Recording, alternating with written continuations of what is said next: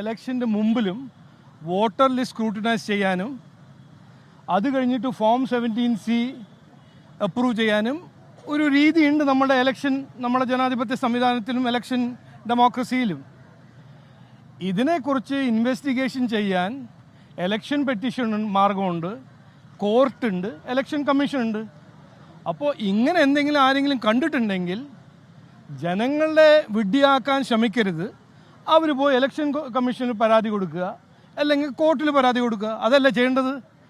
ഇത് ഒരു കൃത്യമായ ഇലക്ഷന് സമയം 2 മാസം ഇനി ഇലക്ഷൻ ഉണ്ട്. അതിന് മുമ്പ് 1.5 കൊല്ലം കഴിഞ്ഞു ഇലക്ഷൻ കഴിഞ്ഞിട്ട് സുരേഷ് ഗോപിജീൻ്റെ 70,000 വോട്ട് കൊണ്ട് ജയിച്ച സുരേഷ് ഗോപിജീൻ്റെ ഇലക്ഷൻ ഇന്ന് എങ്ങനെയാണ് ഒരു വിവാദം? അപ്പോൾ ഈ ജനങ്ങളെ വിഡ്ഢിയാക്കുന്ന ഒരു ശ്രമം, ഞാനിത് 1.5 മാസം മുമ്പേ പറഞ്ഞതാണ്. ഈ ഇലക്ഷൻ അടുത്ത് വരുമ്പോൾ ഓരോരോ ഇങ്ങനെ നാടകം അത് രാഹുൽ ഗാന്ധിയും ചെയ്യും, നമ്മുടെ ബഹുമാനപ്പെട്ട മുഖ്യമന്ത്രിയും ചെയ്യും.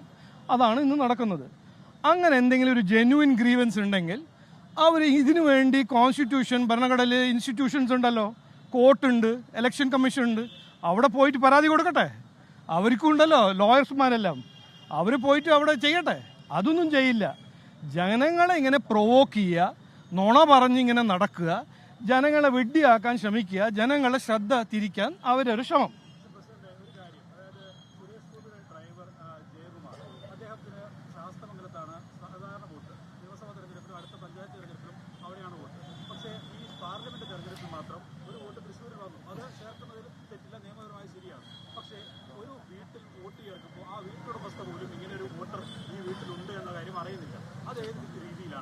അല്ല, ഞാൻ പറയട്ടെ, ഞാനൊരു കാര്യം പറയട്ടെ. ഞാൻ എൻ്റെ തിരുവനന്തപുരം ലോക്സഭ ഇലക്ഷൻ്റെ സമയത്ത് ഇലക്ഷന് മുമ്പ് ഇലക്ഷൻ കമ്മീഷൻ വോട്ടർ ലിസ്റ്റ് പുറത്ത് വെച്ച് സ്ക്രൂട്ടിനിക്ക് തന്നപ്പോൾ 65,000 വോട്ട് ഞങ്ങൾ പോയിന്റ് ഔട്ട് ചെയ്തിട്ട് ഡിലീറ്റ് ചെയ്യിപ്പിച്ചില്ലേ?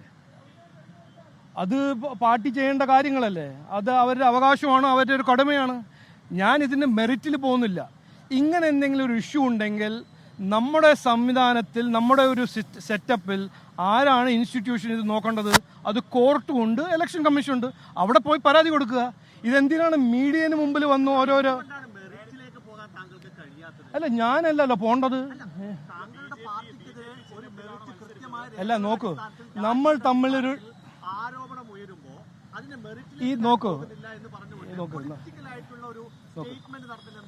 അല്ല, ഇത് പൊളിറ്റിക്കൽ സ്റ്റേറ്റ്മെന്റ് അല്ല. ഞാൻ പറഞ്ഞത് കൃത്യമായ സത്യമാണ് പറഞ്ഞത്.